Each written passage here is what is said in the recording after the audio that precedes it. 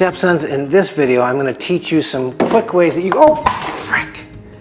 I guess we'll do a video about how to mop a floor instead. The first step is to get everything off of the floor. The next thing to do is sweep.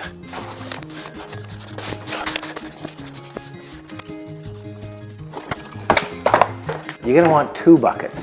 One to have your clean water in and one to wring out the dirty water in. You don't want to mix your dirty water in with the clean water, otherwise by the time you get to the end, you're going to be spreading dirty water where you think you're mopping. You're going to want the water to be as hot as you can, so let it run for a little bit. Make sure it's as hot as possible out of the tap. With your bucket about 1/3 full, then read the instructions from your cleaner and put that amount in. A lot of people think that if a little's good, a lot's better, but for cleaner that's not true. This one calls for 1/4 cup per gallon, which is about half a bucket. So I've got about 1/3 of the bucket in. I'm going to put in about 1/4 cup. Then I'll put in a little bit more water to bring it up to half, and that way you can agitate it while it fills the last little bit. Now we're ready to go mop. Before you do, here's some pointers. You want to think about where you want to finish when you're done mopping, and then start in the furthest corners away from there and work back to that point. It's like painting yourself into a corner. We don't want to mop ourselves into a corner. So if I want to finish here, I'm going to start back over there and back over there and back over there and work my way up to this point. You're going to want to put a fair amount of water on the floor at first. Now don't wring it out to start with, because that water as it sits on the floor is going to loosen a lot of the grime and dirt that you're hoping to get up. So put a fair amount on at first. While this is sitting here soaking, I'll do a little bit over here and then I can come back to that area.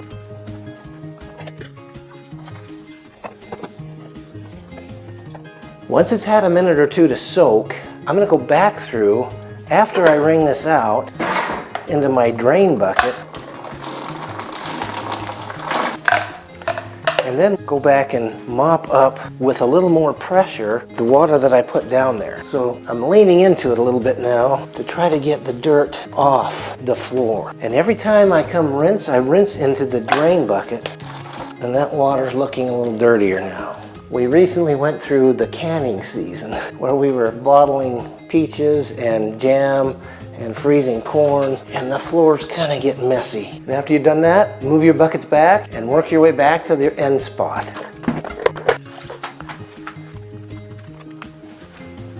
While this section's soaking, I'm going to go start another one. Now that this is soaked for a little while, I'm going to wring this out in the drain bucket and then mop up the excess water and do it with a little bit more force to get the dirt and the muck and the dried peach juice off the floor.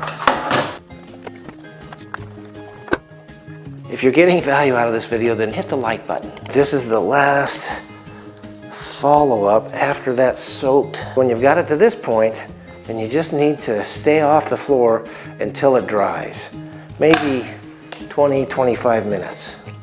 When you're done mopping, put the rest of your clean water in with a dirty bucket, and then you can just dump it down the toilet.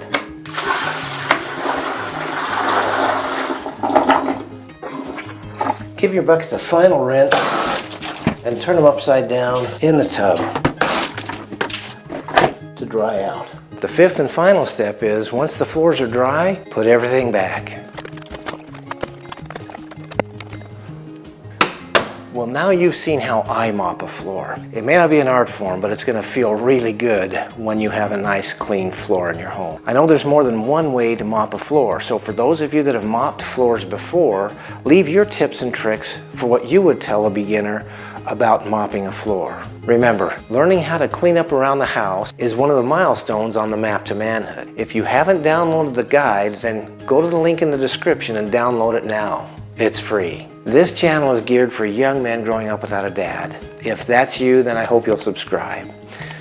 Always remember, you can still succeed even though your dad may not be in your daily life. And you do have a dad that loves you. If you want to see a video about how to set up a schedule to help you clean and organize around your home, then make sure you watch this video about the chores chart. And I will see you on the next video.